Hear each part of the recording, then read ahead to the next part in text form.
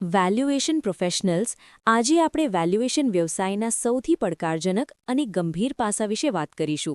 Module 53 scenario planning for black swan events.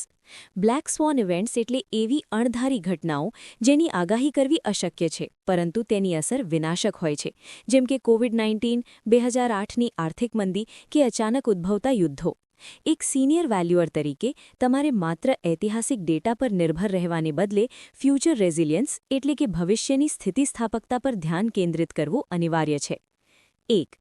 Conceptual foundation, black swan theory અને risk premium.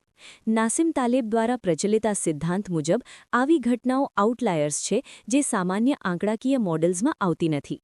વેલ્યુએશનમાં આપણે આને ટેલ risk તરીકે ઓળખીએ છીએ. ઇવોલ્યુશન. 1929ની મહામંદીથી લઈને 2020ના પેન્ડેમિક સુધીની દરેક ઘટનાએ વેલ્યુએશનમાં રિસ્ક પ્રીમિયમ ગણવાની રીત બદલી છે. International practice. આંતરરાષ્ટ્રીય સ્તરે જ્યારે બજાર અસ્થિર હોય ત્યારે મટીરિયલ વેલ્યુએશન અનસર્ટિનિટી ક્લોઝનો ઉપયોગ કરીને પારદર્શિતા જાળવવામાં આવે છે. વેલ્યુઅરે પોઇન્ટ ઇન ટાઈમ વેલ્યુ આપતી વખતે ભવિષ્યની અસ્થિરતા માટે પ્રોબેબિલિટી વેઇટિંગનો ઉપયોગ કરવો પડે છે. 2. લીગલ અને રેગ્યુલેટરી લિંકેજ. ભારતમાં ઇન્સોલ્વન્સી અને બેન્ક્રપ્ટસી કોડ IBC હેઠળ આવી ઘટનાઓ વખતે લિક્વિડેશન વેલ્યુએશનમાં વ્યાપક ફેરફારો થાય છે, તેમજ કોન્ટ્રાક્ટમાં ફોર્સ મજોર ક્લોઝની કાયદેસરની અસરો સમજવી જરૂરી છે.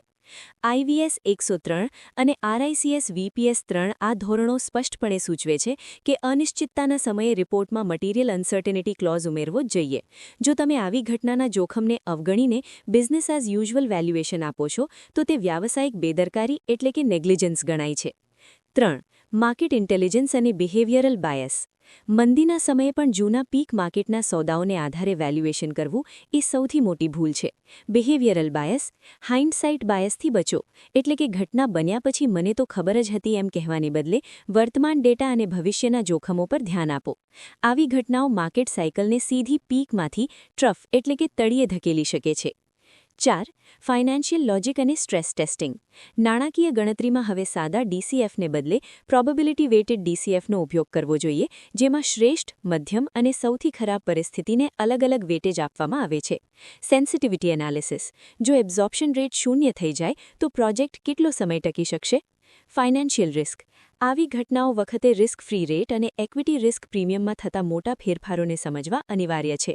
ઓડિટમાં તમારું વેલ્યુએશન ત્યારે જ ડિફેન્સિબલ ગણાશે જ્યારે તમે અનિશ્ચિતતા સિવાય તમારા તર્કને સાબિત કરી શકશો.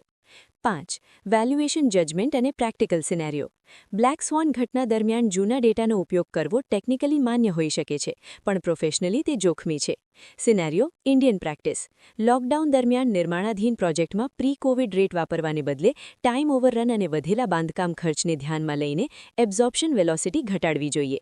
Conservative approach. હંમેશા મટીરિયલ અનસર્ટેનિટી ક્લોઝ સાથે સાવધ વેલ્યુએશન આપવું જોઈએ.